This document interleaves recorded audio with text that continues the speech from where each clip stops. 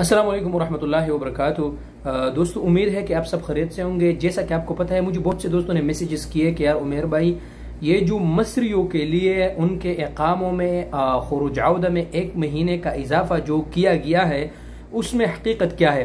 तो दोस्तों, मैं आपको तफसील से बताता हूँ, आप वीडियो पूरा देख ले ताकि आप दोस्तों को समझ आ जाए। वाकई मिस्र का जो सऊदी अरब का जो सफारत खाना है काहिरा में, आपने अखबार 24 का वो खबर भी देखा होगा।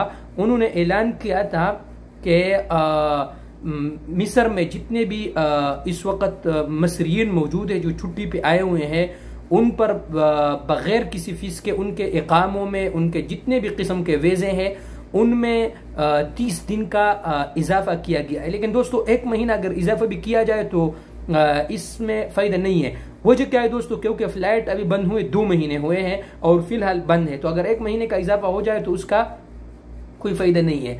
ये तो ये हो गया। लेकिन दोस्तों, अगर आप नीचे आ जाए तो अखबार ने यह भी लिखा है कि ये 1 महीने का ये इजाफा जो है ये उन 20 मुल्कों के लिए भी है जो इस वक्त सफरी पाबंदियों के जद में है। तो मैं आप दोस्तों को बताता हूं, अगर आप में से कोई भी दोस्त मेरे वीडियो देख रहे हैं और आप इस वक्त आउट ऑफ कंट्री है, सऊदी अरब से बाहर है, पाकिस्तान में है, इंडिया बांग्लादेश में है, जितने भी दोस्त हैं, तो आप चेक कर ले कि अगर आपके खुरूज औदा में या आपके इकामा में इजाफा किया गया है तो आप प्लीज, आपसे रिक्वेस्ट है कि आप मुझे कमेंट में बता दीजिएगा या मुझे मेरे इंस्टाग्राम पर बता दीजिएगा ताकि पता चल जाए कि वाकई 1 महीने का इजाफा हुआ है या नहीं हुआ है।